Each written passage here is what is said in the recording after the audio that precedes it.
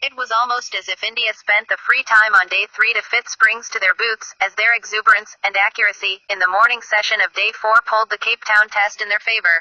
South Africa managed only to double their overnight score, 65 for 2, but ended up losing 8 wickets while doing that through an eventful period of 2 hours. When the teams walked back for lunch, India were handed the task of chasing 208 to go 1-0 up in the 3-match series. Despite Bhuvneshwar Kumar starting decently well on a surface that had extra moisture under it owing to the showers on day 3, India's fate in the test going forward depended on how well, or poorly, Shami would operate. The fast bowler had a troubled start to the game as far as his lines were concerned, but he turned it around rather quickly in the second innings. Hashim Amla was the first to depart amidst the glut of wickets. The senior batsman endured his second successive poor outing, after nicking another attempt to drive on the back foot through covers. Rohit Sharma took a tidy, low catch at third slip, which had to be referred to the third umpire. Amla was given his marching orders, as there wasn't enough conclusive evidence to overturn the soft signal from the on-field umpires. The ever-excited Virat Kohli tirelessly kept egging his bowlers and fielders on from the start, and early breakthroughs only gave more volume to his voice. Shami troubled the left-handed Kagiso Rabada with his round-the-stump angle while taking the ball a touch away, probing his technique constantly. After a barrage of such deliveries, Kohli made a subtle field change and Shami pulled his length back a bit while bowling closer to Rabada's body, who was clearly not ready for such a change of plan.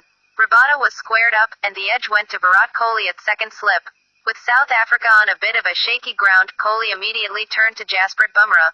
Like Shami, the debutant too turned his form around in the second innings, and had A.B. de Villiers surprised by the sort of bounce he generated on a length ball. De Villiers somehow kept away from edging it, but FAF du Plessis couldn't escape a similar snorter and departed for a 5-ball duck. By this point, South Africa were down to 82 for 5. South Africa's counter-attacking pair from first innings, de Villiers and Quinton de Kock, came together, but there was no repeat show of some adventurous batting. Bumrah was in the mood to produce unplayable deliveries, and another such consumed the wicketkeeper batsman. The left-hander was faced with a fuller ball that nipped in and took an inside edge to Wriddhiman Saha.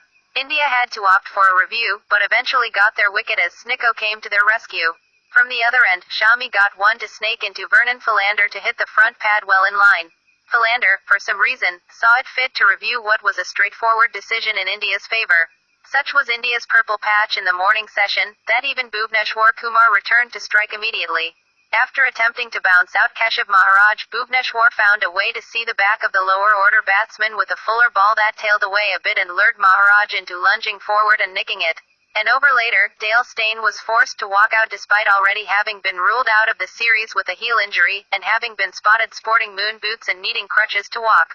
De Villiers had no choice but to try and hit out, and one such attempt led to a catch at deep mid-wicket to end South Africa's innings on 130.